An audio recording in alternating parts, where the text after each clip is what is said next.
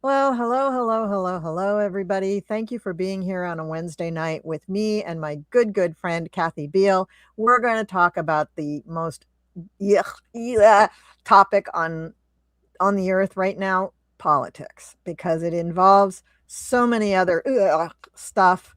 And before we get too far, I have to talk about something that I keep failing to talk about, which are my beautiful otter spirit bracelets.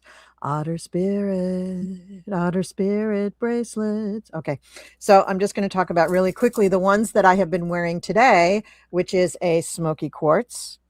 Always good if you're feeling a little down. Smoky quartz is great. Feels good. A little tiger's eye, giving you a little strength. Now, you can remember that it gives you strength if you remember that song, Eye of the Tiger. Tiger's eye, very important. And this is, I'm pretty sure this is my moonstone bracelet. I have two white ones and I always get them mixed up. One is selenite and one's moonstone. I think this is the moonstone one. And moonstone is keeping you high vibe, keeping you open to your highest vibe. And I always try to wear a light stone with a dark stone to kind of do that balance. I am a Libra after all. And I always love the white stones, but it's hard for me to wear because I don't dress in light colors. But I have learned in my old age that it's really good to show off the other colors with something white in between because the contrast just makes it pop. So anyway, that's Otter Spirit. There's discount codes in, well, I don't have to put them back on my camera and make it shake.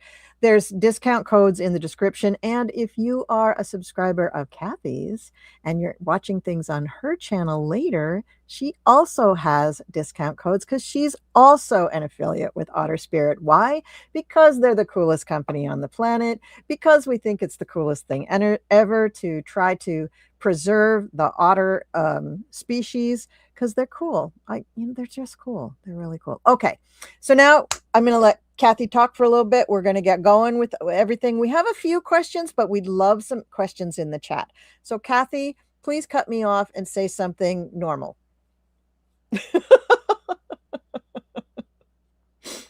No normality. I'm wondering, am I the only one? Can you say in the chat, folks, if you're hearing a looping of like a 10-second delay and repeat? Oh, I'm hearing a horrible echo. Is anyone else hearing this? I am not. Just me? Yeah, please let us know in the chat if you can. Please let us know in the chat. I'll just soldier through. I have it whether I have. Okay, cannot find a name. 11 or 122. Greetings. Hi. Cannot find a name. Can you hear an echo? No, I am not. Okay, right. So I'm just being treated to it. But do you want to go out and come back in real quick? Yeah, let me try that. Do that. Okay, and while she's doing that, I'm just going to go over a few of the questions that we're going to look at. Now, this question came from Julianne Well 8690. When Republicans lose the midterms in November, how will Trump voters feel? Will they feel the midterms were not rigged? Now, here is my feeling about the midterms. That's a long ways away, folks. I mean, it may seem like only like, I don't know, 6 or 7 months or something, but we are in an S show right now. We are just stuff is just exploding communication wise, just exploding. We have so much information coming out and we haven't even been allowed to digest it, to process it, to understand it enough to know what we're feeling about things. And neither has the rest of the country and the world. So I hesitate to read on how people are going to be feeling about the midterms, about rigging, because I don't even know if that's going to be an issue in November. I just don't know. And we don't know. I mean, in November, we may be voting on something completely different. Who knows? What do you think, Kathy? Well, first, I think I'm an idiot. I apparently had a tab open with the notification for your, so it was playing. The video was playing. Oh, I apologize, everybody. You're not an idiot. You're not an idiot. You're not an what idiot. I think is, okay, here's what I think. We are moving toward a future that we cannot see yet. And everyone, and I say this in my forecasts, I say it in next week's forecast, with Saturn and Neptune conjunct on the 20th coming up, but they're basically getting there now at the very, very first degree of the zodiac, the point of all creation. We are being pulled in a direction that we can't see. We can't see the destination. We just see a little bit in front of us, and we feel the direction that we have to go, but we can't see it. And there's no way we can see it, because part of it is, it's kind of like, is this a myth or did it really happen? Yeah. When Columbus first landed in the West Indies, the inhabitants didn't even see the boats because they didn't have that in their lexicon of possibility. So if we could see ahead, we might not even recognize what it is. And I don't mean this out of fear. I mean that we're creating something really, really different. So those of you who've played any video games, particularly if they have like an exploring aspect to it, this is akin to moving ahead and the path actually showing itself as we're moving forward, which is my long-winded way of saying, who the hell knows about December? There's so much that is going to happen between now and then. I think it is much more productive to put our inquiry much closer to now. Yeah. Much closer to now. Yeah, agreed. And something that I mentioned to you backstage is that this Saturn-Neptune conjunction on your show in was that Ohms Times Radio, Celestial Compass? Yep. Stephen Judd, one of my all-time favorite astrologers. I remember reading books of his long ago and just going, yeah, this guy's a master. And he said that, yeah, Saturn is always described as the boundary giver, the structure maker, the taskmaster, the teacher, the not just rules, but containing things, right? And Neptune is boundaryless, ambivalent, fantasy, amorphous, foggy, smoky, like just all these things without boundaries.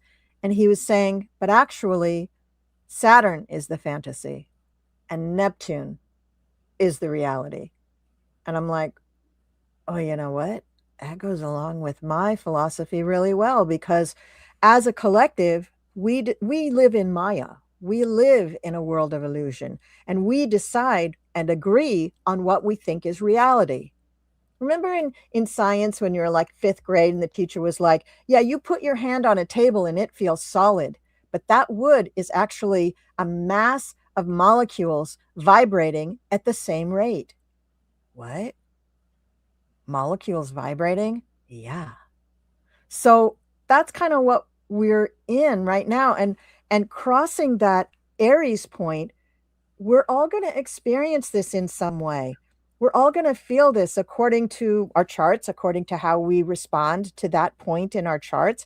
But Saturn and Neptune are teaching us this humongous lesson, this global lesson that between now and November, we just can't, like you said, we just can't imagine what we're going to be thinking. One other thing I wanted to point out, you remember the cartoon movie Pocahontas?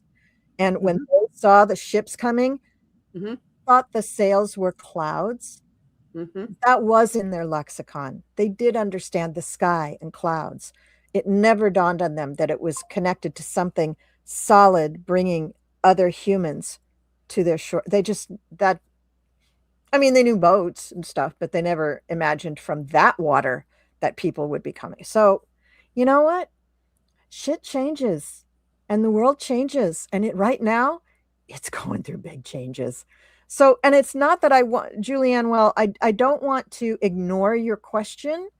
I actually really want to address it. And that's what we've been talking about. So we will try to address something about that as we go on.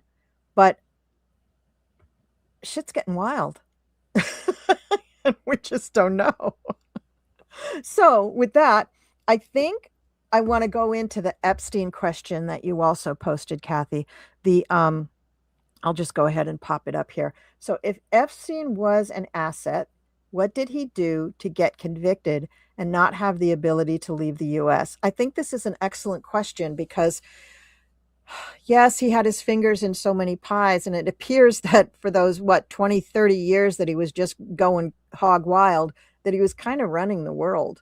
He was kind of controlling a lot in the world. And so, if that's true, how the hell did he get trapped? How did he get captured? Was this an agreement? I don't know.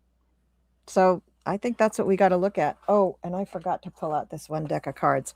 So, we're going to throw cards on this. You guys keep doing stuff in the chat. I'm going to start starring things. And let's see. Well, it's a truism that when someone's utility becomes less, their life is worth less. And he might have been too dangerous. I mean, he might have been too dangerous running loose. In fact, he was too dangerous running loose. And I wonder who. Somebody engineered this. Let's see. I'm using the predictions deck, and I'm sorry. I'm sorry if my shuffling is loud. Should I? I am also. Should I mute? Okay. I don't think so. Also, just point of interesting reference. All right, but we both just talked about Saturn and Neptune being conjunct at the beginning of Aries. Saturn and Neptune meet up every 36 years or so, and for a period of time, they're traveling near each other in one sign or another. Epstein was born on Dwight D. Eisenhower's inauguration during a Saturn-Neptune conjunction. Now, Saturn-Neptune conjunctions throughout history coincide with huge changes in Russia's structure, fall of the Berlin Wall, the Russian Revolution, Stalin's death, I think. Could be wrong about that one. And major events that took power from the ones at the very top and spread it out more. The Magna Carta happened under Saturn-Neptune conjunction, which was when a bunch of landowners came to the king and said, oh, no, you have to share power. Here's what we're going to do, and made him sign it or they're going to knock him out. And you can go back all the way to ancient Athens, and a bunch of landowners got the right to have a council and not just have one person running Athens. So, point being, he's connected to what's going on now. All right. And there's something here about the illusion of power or the dissolution of power or the dissolution of structures that's like embedded in his psyche and his purpose.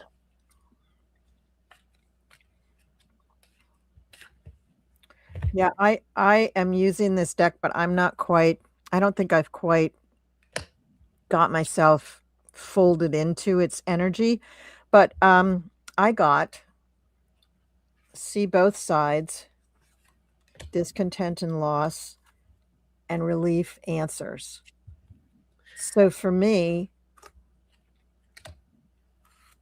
see both sides. I mean, this guy actually did see both sides. He saw both sides.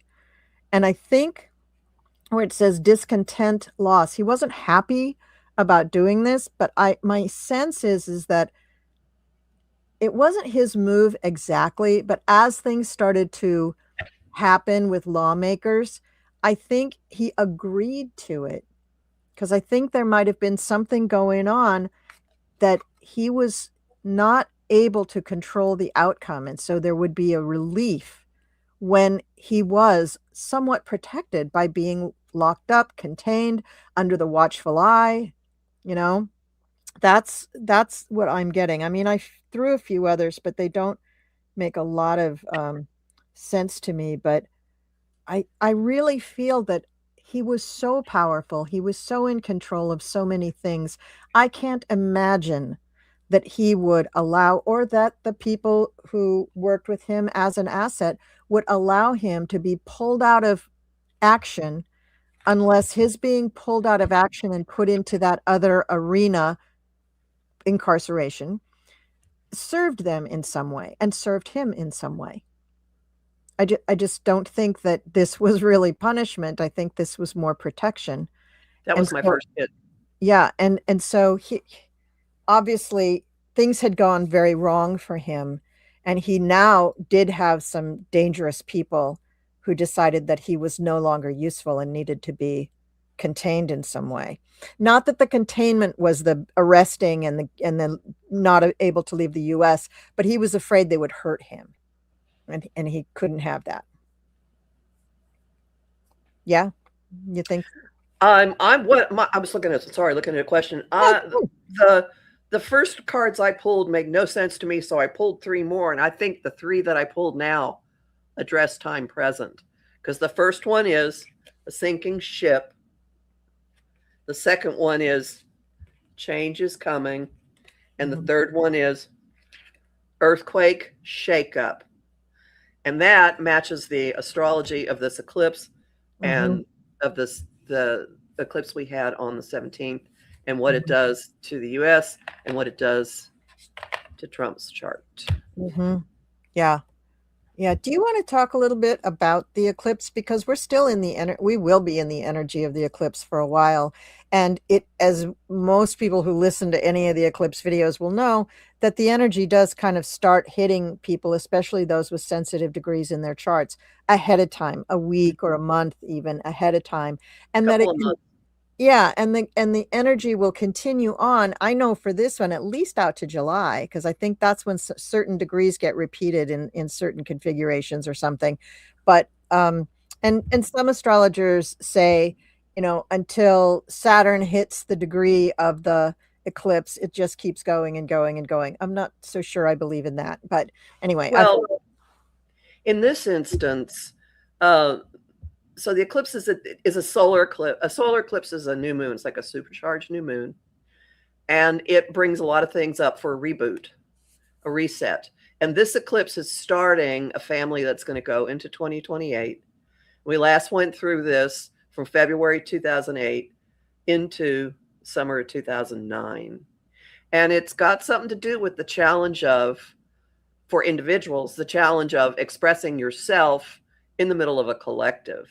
So this eclipse was a reboot on the collective end, on the Aquarian end, exactly on the US moon, which represents the people. Yeah. And it wasn't just that. We also have the ruler of Aquarius, which is I call him the cosmic agent of volatile change, unpredictable change. He's unlocking, he's awakening. That's Uranus.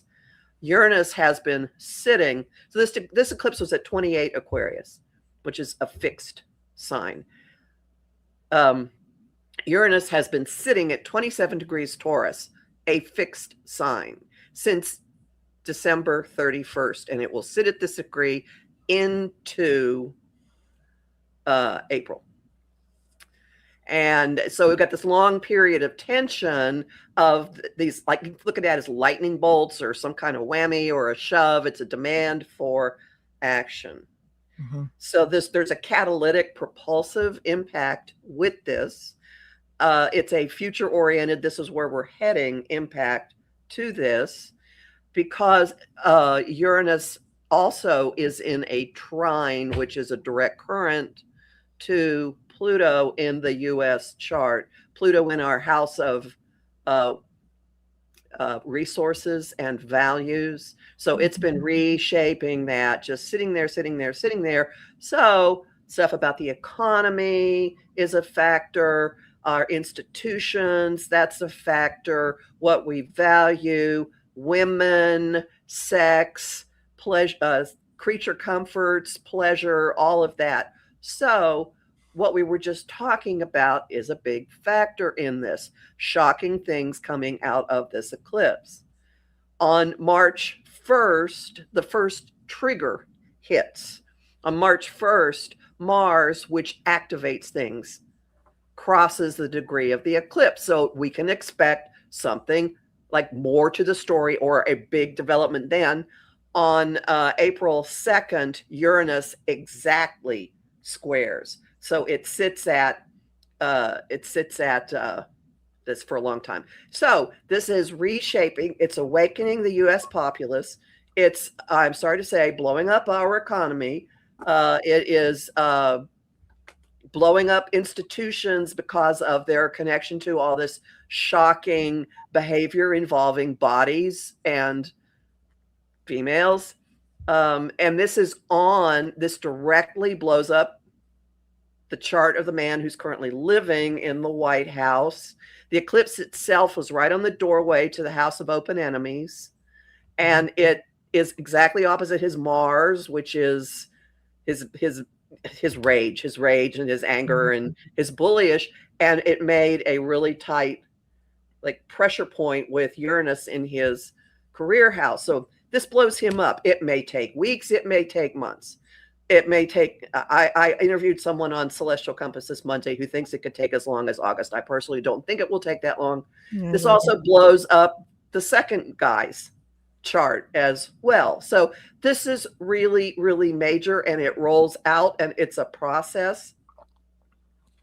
There's one other thing I want to throw in. So this particular eclipse happened on the convergence of a whole bunch of holy days, a whole bunch of days that represent reset.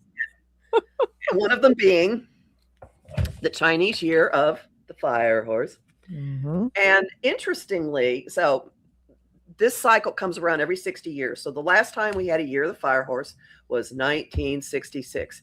Interestingly, Saturn was in Aries in 1966. And here are some important things to know.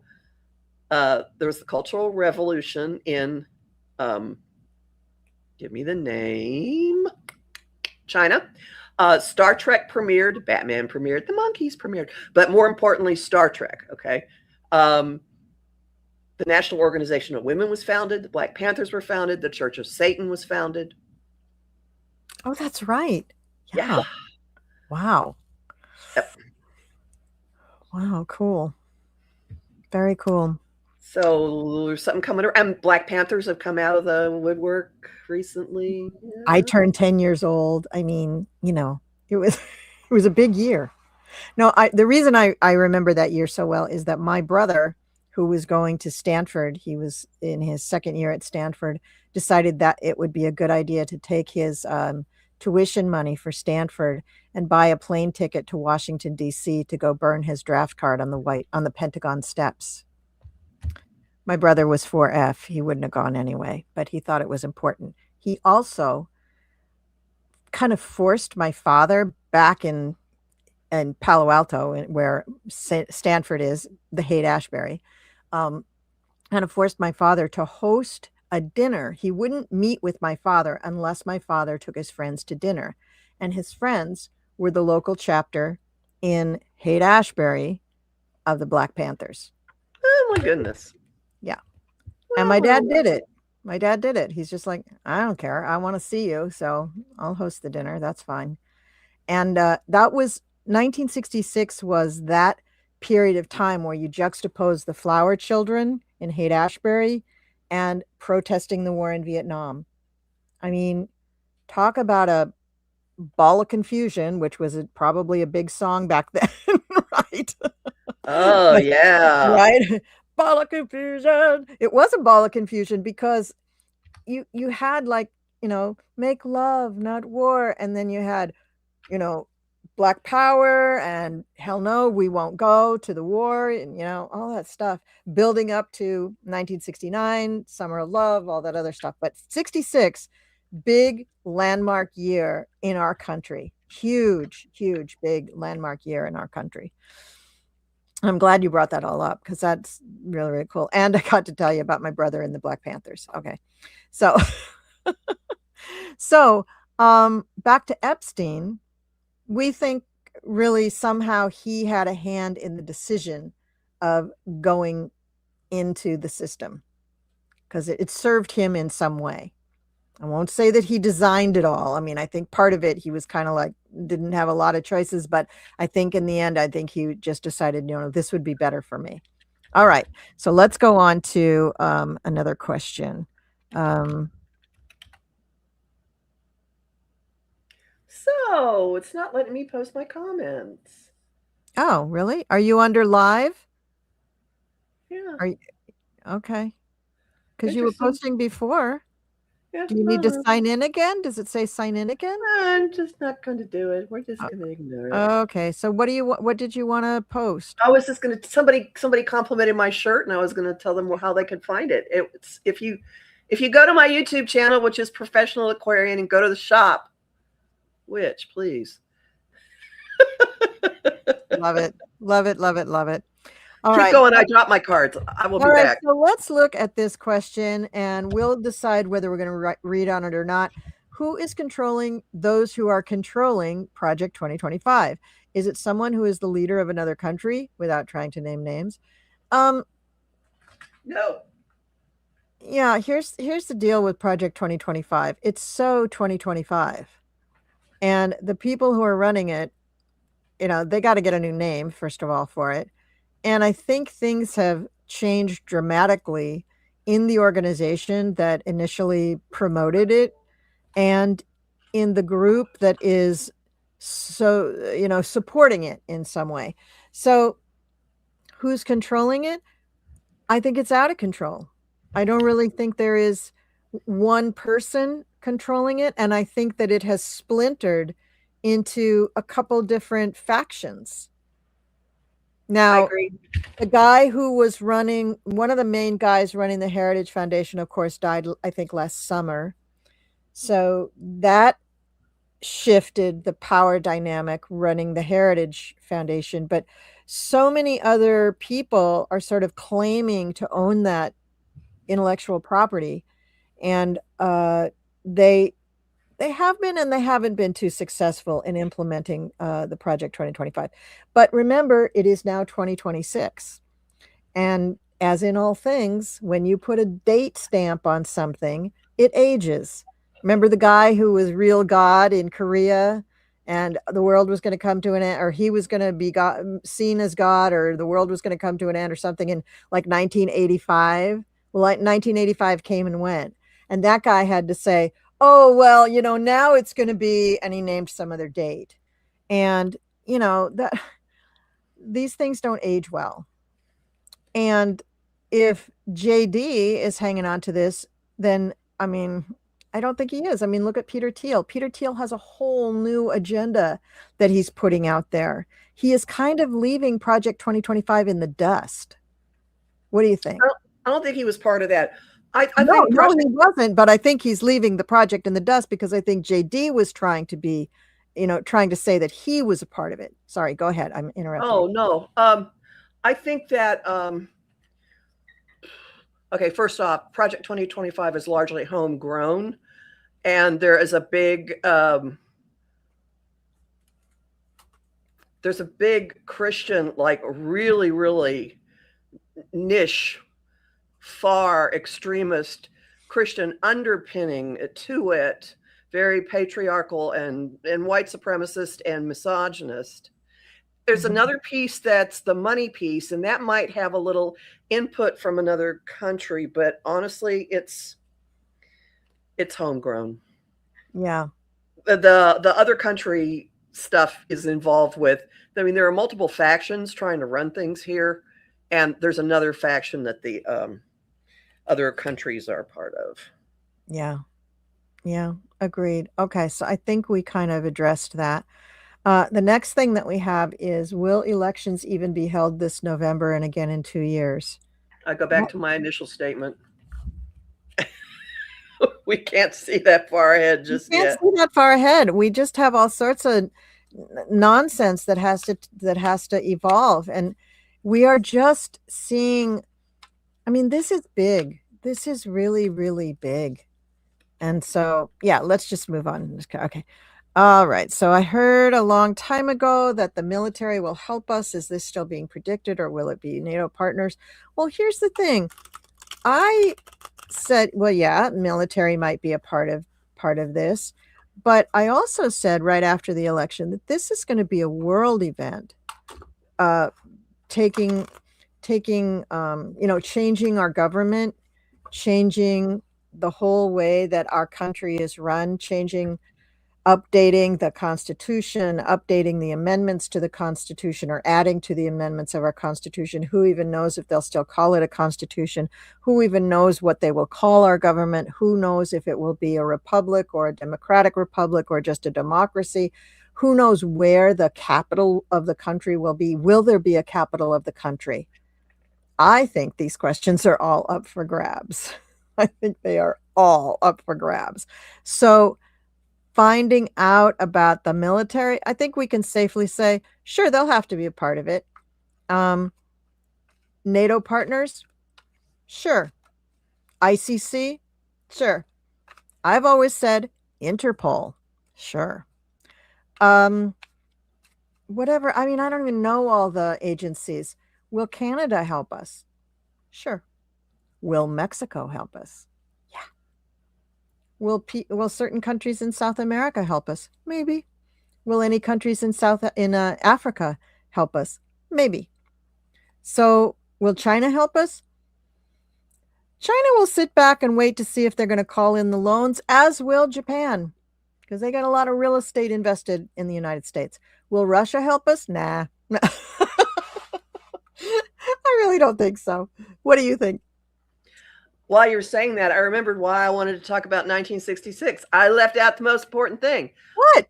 There was a big change in NATO in 1966. In 1966, Charles de Gaulle was the head of France. France was like really, really, it got very uncooperative about its military involvement, and it pulled all of its military bases out of NATO, and NATO moved its headquarters from Paris to Brussels. So there is precedent for a NATO member getting squirrely, which we're doing right now. Yes, we are.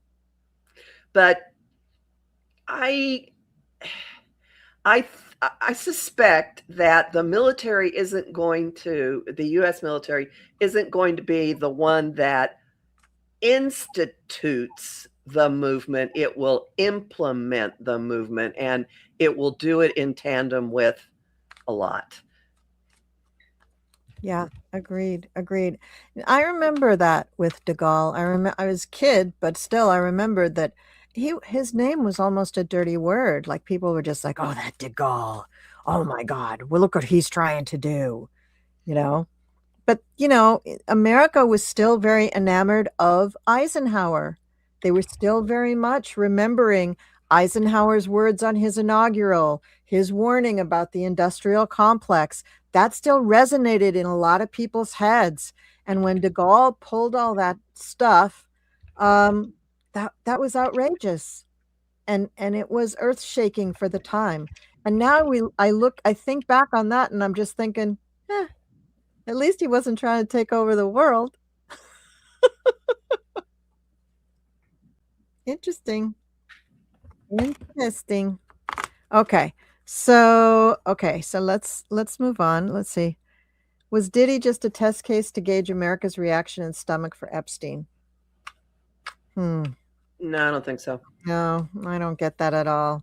I get that Diddy was just one more creepy guy who finally, got caught, and all the lawsuits finally came together. Yeah, I don't think that the cabal is so well organized that it has little chess moves like, now we'll do this. Oh, now we'll do this. I mean, that's for controlling a bunch of stuff, but not this. No. Mm-mm. No, and they would have to have such exceptional astrologers and then listen to their astrologers to be able to do that, or be so involved with some sort of Opus Dei, Illuminati, that kind of thing, who do have astrologers. So, just be different. Okay, let me keep going here.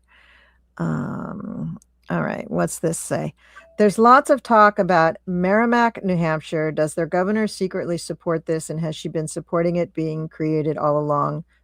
Supporting what? I'm not quite sure. Is that a detention center? Yeah, because I know that she was really reluctant to say she was for it or against it, and was really trying to remain sort of Switzerland in the middle of it, and it was really sounding very hinky. Yeah, unfortunately, this is not a time when you can pull off being Switzerland, because if you attempt that route, you will be accused. You'll be treated as if you're opposing it, so you may as well oppose it. And both sides will hate you. Both sides will punish you. You won't. Well, You there's won't a lot get of any more. community. There's a lot of grassroots community, and including economic um, objection to these centers, because they're a big drain. There's one that's being fought not horribly far from where I live, and people are going to city council meetings and talking about the infrastructure and how it's already inadequate and how this will use all these different resources and stuff. So there are ways to attack this, and there are reasons to not want a detention center that you can actually separate from the humanitarian, gee, we shouldn't be warehousing human beings aspect of it. Yeah. Hey, folks, we've run out of questions. Oh, wait. Oh, hold Wait. on. No, Here's there's one. some more, but there's Here's some funny human one. beings. I see one here. I But see I'm going to one. answer this question about, does the governor secretly support it? Yes, go right ahead. I think she has had her head in the sand and has not wanted to face it. So I don't think she's been supporting it all along. I think she's just been hoping it would go away. Also, somebody else is a big factor, because the first card I pulled was Shadow Ruler. So there's another consideration that's really, really behind it. Public life burnout. This smells like Susan Collins. And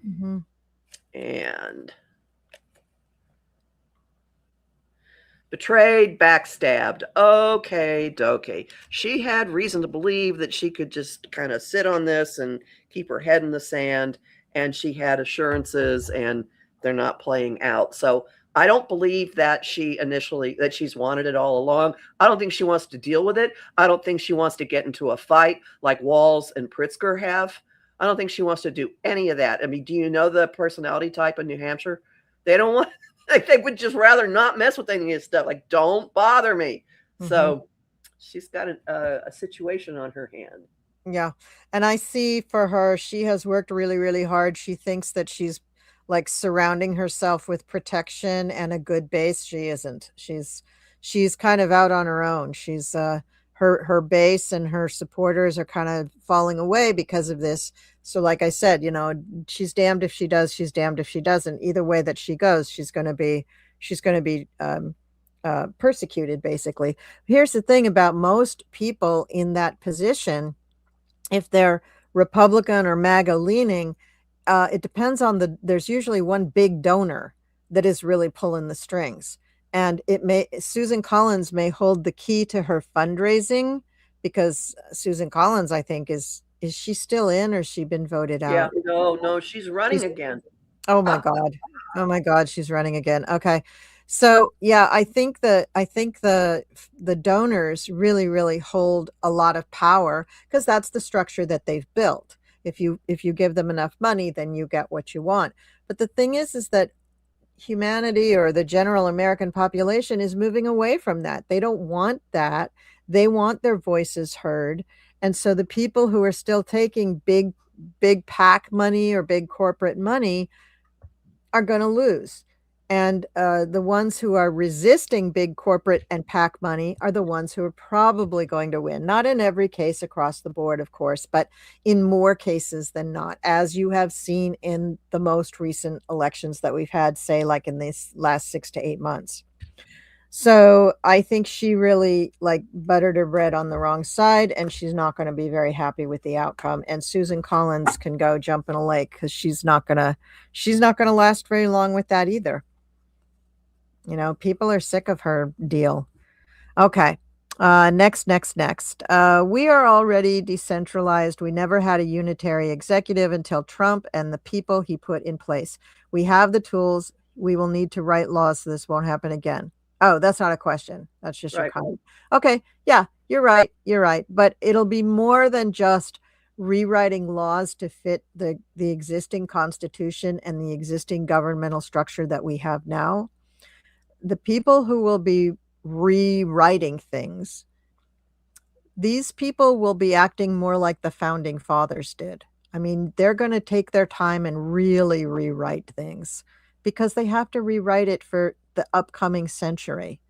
Because if it's going to last a couple hundred years, and there's no guarantee that it will, but if it's going to try to last for another couple hundred years, they have to try to anticipate what possible changes there could be on the planet, with the people, with the country, with the states, with everything. And that's a big order. I mean, you need some geniuses there to figure, you need some psychics there to figure that out. You need some astrologers there to figure that out. How about one who's also a liar? Yes. Yes, there we go. Yeah. There's a question from at TH6459. Do you see that? Scroll up. I wonder what will happen with the economy. Wondering if it will crash. What time is the timestamp on it? Oh, 7:59. I see it. Okay. Okay. All right. I wonder what will happen with the economy as well. Wondering if it will crash. I'm older and I don't have as much time in the market to recover. Here's my take that we are in this S show, right? So things are going to get worse before they get better, but I also think that they won't last. I think all the things that are going on won't last long. I think that, things will change. So, yeah, will the economy get worse? Yeah, it might. So I don't know about you. I did the big can sale at ShopRite. I did my shopping and my pantry is full to bursting of all things that I got on sale. I mean, macaroni and cheese on the box was $1 a box. You could buy up to 10. I mean, come on, that's stuff you can actually eat. So I gotta get that. I missed the sale. I think that now that Neptune is out of Pisces, which is its home base, I call Neptune the cosmic fog machine. So we've been in this weird cloud of illusion and disinformation and God knows what for 11, since 2011, 2014, 2011, quite a while. Let's just put it that way, quite a while.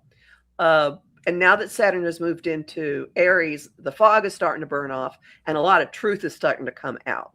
Mm-hmm. So I think there's been a lot that has not been accurate about economic reporting.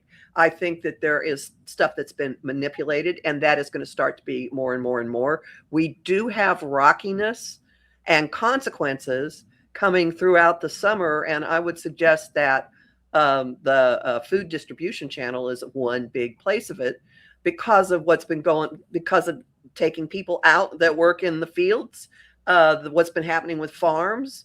So I would say that that's an area where there's going to be trouble. And just these different contacts to Uranus, planet of disruption, in Taurus, which is the earth, it's food, it's tangible stuff, it's the money markets. It's going to be rocky for a while, but then we build something different. Yeah. And reach out to your neighbors, reach out to your friends, help your neighbors, then they will help you too. I think we are going to be building a sense of community like never before. We already are. Look at the people marching. We are already building such communities that really we haven't seen since the 60s, where people actually knew their neighbors. They actually knew who had kids, who didn't have kids, who had pets, who could drive, who couldn't drive, who might need to get their medicine. We're starting to know that again because we're reaching out to our neighbors and friends and community, or just extended family, and understanding that if we become a part of the community, we're a part of the community. And then we rise and fall with the community, right? We can be helped by being a part of the community. I just think that's so important. It's a very Aquarian notion to be a part of a community. It doesn't rely on the individual. It relies on the group, and the benefit and welfare of the group is all important. So, like I live in a town that's very, very Republican, very MAGA, but I have not seen the kind of MAGA activity that I would expect to see, like during the last election. I'm seeing much more acceptance, much more community, much more. I've seen neighbors talking to each other, asking, saying hi, asking how you are, kind of keeping an eye out. And I'm like, cool, I'll go for that. That's great, you know. But it's surprising to me because I wouldn't have thought that this would be my tribe, but they're turning out to be okay folks, and I like that. So, yeah, it's gonna be an S show. It's gonna be kinda hard, but, don't isolate yourself. Don't pull back in. Reach out. Reach out to your community, even if it's just one neighbor on one side of your house, or the neighbor down the block, or somebody that you knew 5 years ago. Reach out to them. Folks, this is what Facebook book is actually for. The people you went to high school with, notwithstanding. But your community probably has a Facebook group and a Facebook page, right? Join it. You don't even have to leave your house. Just join it. Ask questions there. It's a great resource. And then you'll go further. Then you'll go on to other things. Okay. All right. Let's see. Where 8:05 p.m. Hmm? There's a question at 8:05 p.m. Okay. The one, Janelle, Miami. No, right above that. Will the Frozen? That one? Yeah. Okay. Will the Frozen Water Boys go after people on social media? Oh, what a great question. Do the Frozen Water Boys know how to use social media? Oh, but DHS is serving subpoenas on Google, and they're trying to grab accounts of people who are bad talking the Frozen Water Boys or tracking them. Wow. How about the Frozen Water Boys follow the law? That would solve a lot of problems. That would. Ooh, celebrate success. I'm thinking there will be some court challenges to this.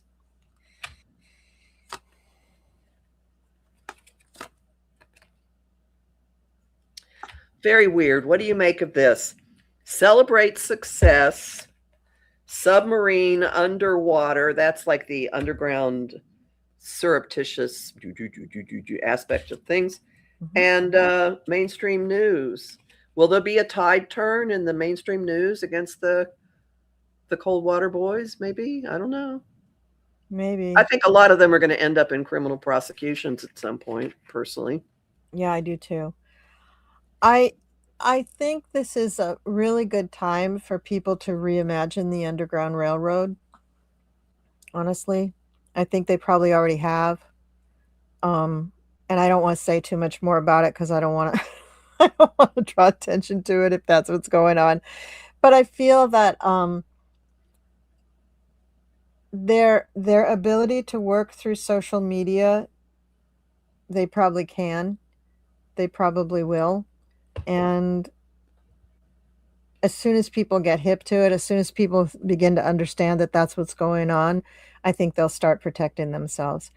We have built already a pretty good communication system of helping people. There's a lot of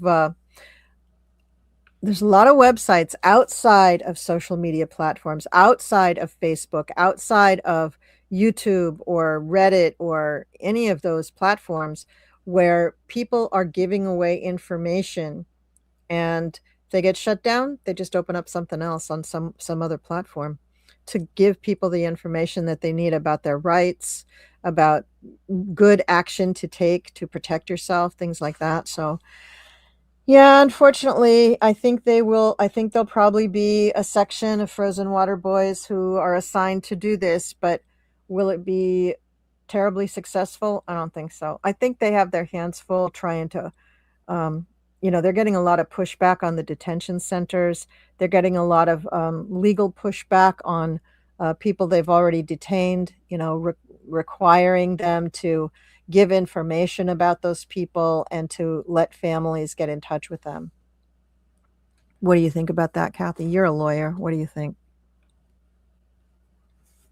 What's going on bears no relationship to anything I ever learned in law school. So I think he'll be with us for a while,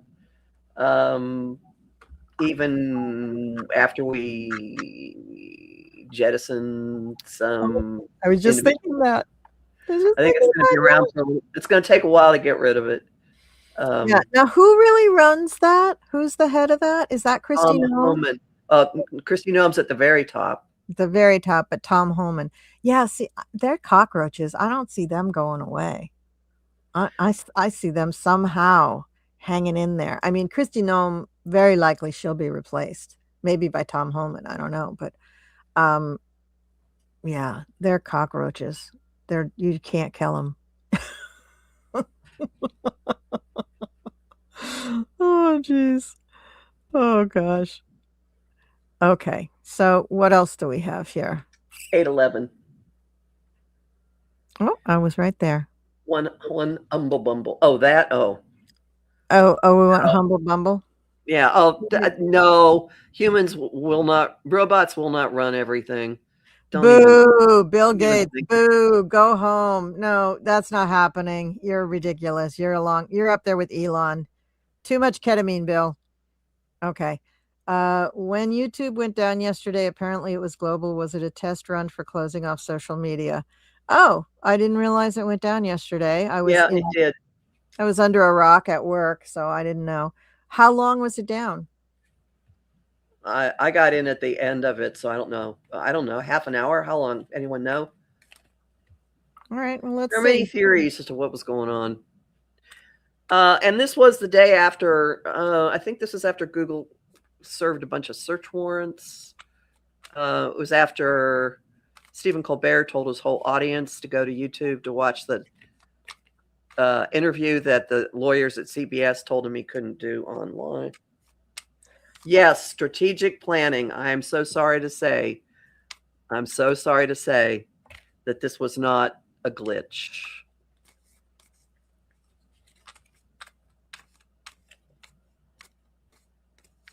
Oh, strategic planning, darkness, outage. That's pretty on the nose. Yeah.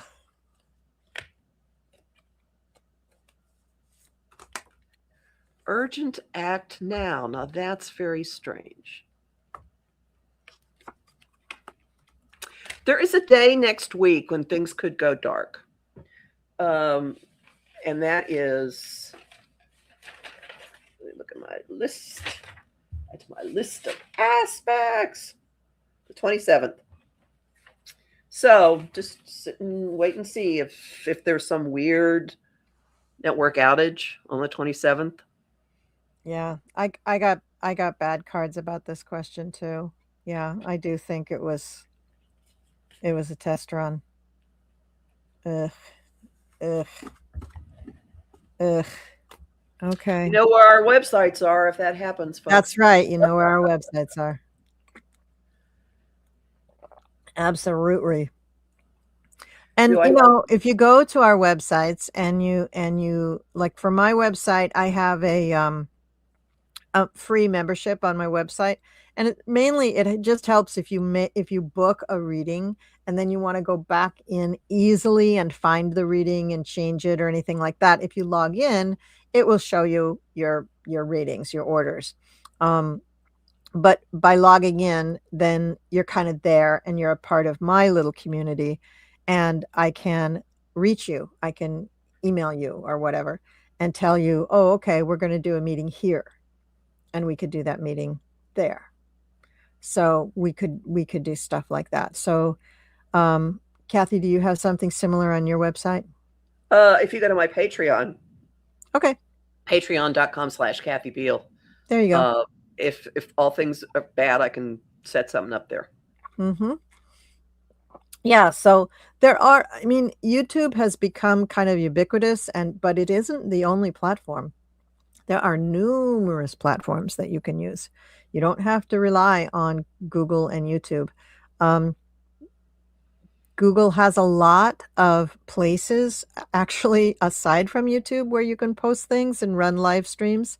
So it's not the only outlet. Facebook, Instagram, Substack, Reddit. I mean, there's a million of them, really. So, it isn't the only thing. Okay. So, what's this says? Isn't New Hampshire's motto live free or die? Yes, it is. Yes, it is, Bridget McBride. Live free or die. Can you go up to 814? Um, Because there's movement going on that issue. this one? Mm-hmm. What do you think? Go ahead. Spill it. Well, we've got warships in place. They're Mm-hmm. moving there. Yep. Does somebody want a big distraction? I think so. Somebody who wears a diaper? And more. Diaper and a hairpiece? And I'm going to have a question before we get out of this Okay. about next week. But Okay. all right, are we going to war with Iran? I don't think it's a full-blown war. I think it's a bunch of, like, we're going to blow something up. Like, ooh, aren't we big?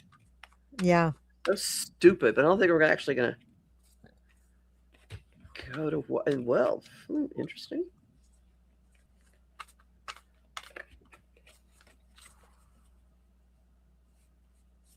Yep, looks like a bombing strike. Is there a supply? We might be trying to do something to cut off a supply chain into Iran. Although I don't know how that works. I don't know enough about what actually goes on in that country and how we get there. I'm just going to say I agree with what you're saying. It's not a real thing. It's not, certainly not. The thing is that, Dumpy's a Gemini, doesn't have a big attention span, doesn't like to do things that last a long time. He likes to truncate things that are already lasting a long time. Afghanistan, right? He likes to stop things, start and stop things. He likes to distract. So, I mean, we all thought perhaps there was something going to go on long term with Venezuela. Is that happening? No. I mean, whatever they're doing is kind of like, I think he kind of like backed out of the stuff that he's threatened to do. So, I mean, he does some things. And when Stephen Miller's involved, yes, it can be more long term because Stephen Miller's diabolical. But the thing with Iran, I think it's a tango. I think they're dancing with Iran back and forth. There's a power struggle there. There's some things going on there that Dumpy doesn't like, and they engage with him. That's what I think. I could be totally wrong, but that's what I think. What do you think? I think we're saying the same thing. Okay.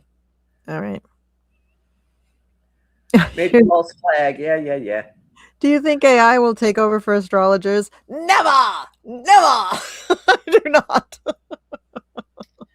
I got approached to be associated with a company that's doing that and to mention their products in my videos and how they had an affiliate who was making, and they actually sent me a screenshot of his earnings with his name on it. I thought, oh yeah, I would like someone to be disclosing my financial dealings to a stranger. So I look up this person, this astrologer who's making so much, talking about their AI programs. God talks to him. He's not an astrologer. He's someone that God talks to. So, oh, right. So we're on the same. Yeah. Yeah. So I don't think so. I think that there's some things in AI that for some of the reports and stuff, but to be able to synthesize and see the patterns and actually counsel and deal with a human on the other side of the table, no, never, ever, ever. Oh, this is good. Look at how many people supported the monks and Aloka. I was so happy to see that they visited our state capital in Annapolis, Maryland. Yeah, that was cool. I watched the speech they gave at the end, and that was really cool. That was really great. To listen to somebody speak like that has such love in their heart and so much giving, such a generous, generous spirit. That was really uplifting. That did my heart good to listen to him speak. It was wonderful.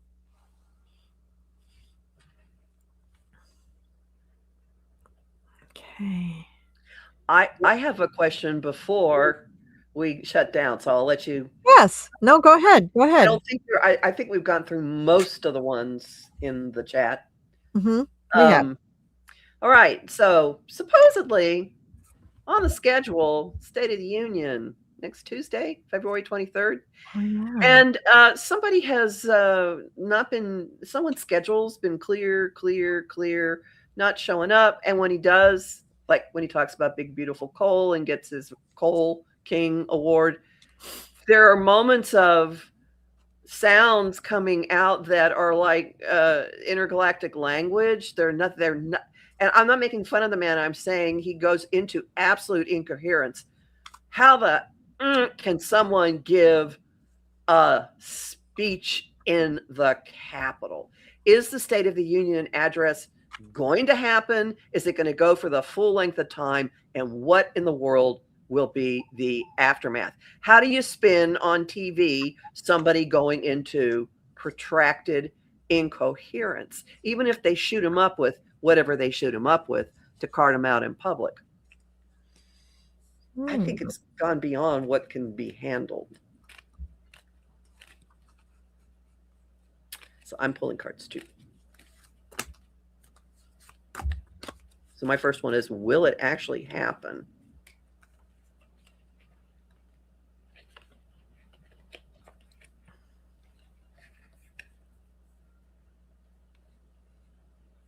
I think the younger will give it. I You think think you'll send Vance? yes. Consequence, damage done. Something, whatever happens, it's going to be a bad choice.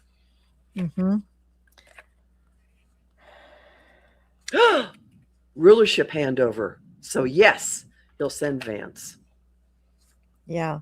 Or they will send Vance. They might even not even tell him what's going on.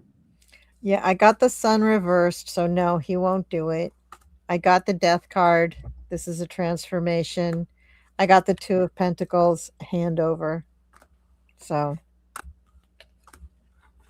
yeah, which Vance is not a great choice, but it's the only choice they have. I mean, certainly Stephen Miller can't give it, and it would really be devastating for both Vance and Trump if Rubio gave it. But to cancel it would raise so many questions. I mean, at least if they had somebody else give it, that would be the distraction of the hour, in lieu, hiding and kind of covering up the fact that he wasn't doing it himself. So yeah, that's what I say. Well, also there is some militaristic connection somehow to whatever happens on Tuesday, because I also have battle warship, earthquake, shakeup, and rockets space. So there'll be some attack. I bet that's when they time it, when they decide, oh, we'll just go blow something up in or near Iran on that day.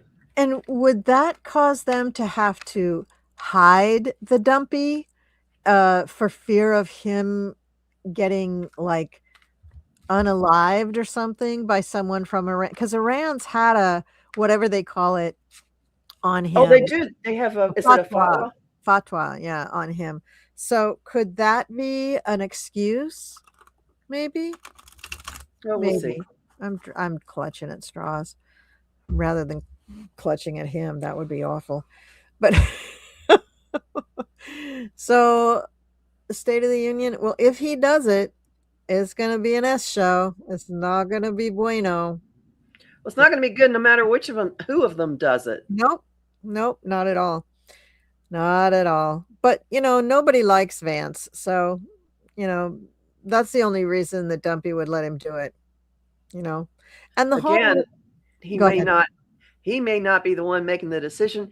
He may not know what is going on Yeah, next Tuesday night. I don't think he will. And what's the date that he's 23rd. doing? The 23rd. 23rd, is that a significant day? Not really. Okay.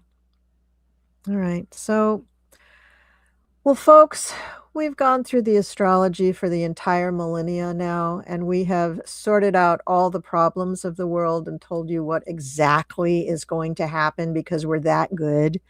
So now, now that we have done all that for you, we've taken up a bit more than an hour. And I'm so, so, so grateful for all of you coming to the chat and giving us questions. That was really, really great. And Kathy, my friend, I'm so glad that you came with all of your knowledge and your information about current events, because I've been actually working this job that gives me not a minute to focus on anything, including even changing my underwear, which is really embarrassing to admit. But yeah, we tried. We tried to sort out the all the foibles of the world and to figure it out. So I hope that you appreciate that, and I hope that we've done a good job. And Kathy, do you have any closing words? Strap in, folks. And envision the world you want. I mean, I don't mean, I don't mean like put your head in the sand and ignore what's going on, but counterbalance all your freak out, counterbalance every time you scream expletives at the headlines, as I do, with, okay, this is the world I want. And then just imagine it and occasionally put yourself in the energy of it. Because that's where we're going. Yeah, and it's rocky and it's going to be a mess. And yeah, okay, fine. But we're something's dying. It's dying a really horrible death, and it is hanging on for dear life. And we're seeing how putrid and awful it is. Our entire reality has been at the mercy for decades of a group of incredibly sick people. Incredibly, yeah. And these problems that are coming to light are impacting the entire world and people all over the world. And it is making us a community with other countries who are also experiencing tyrannical leaders, people who are trying to really control things in a bad way. But what we're seeing from many countries are some astounding leaders who are stepping up and trying to make things right. They really are. So, it is a kind of like too exciting of a time to be in, but here we are. We all chose to be here right now. So don't despair. Don't give up hope. You chose to be here for a reason. Find your reason. Find why you needed to be here at this moment and embrace it. You're strong enough to do it. You're a powerful, divine child of the universe. You have stardust in you. You are amazing. You are all amazing, and you're perfect just the way you are. Whatever journey you're on, you are doing exactly what you should be doing right now in this moment of time. So love yourself, love us, subscribe to our channels, thumbs up the video, do all the YouTubey things until YouTubey is no longer here. And we love you. We love you. We love you, and we wish the best for you. And we'll come back again and we'll do this again for you. Okay? Take care, everybody. Much love.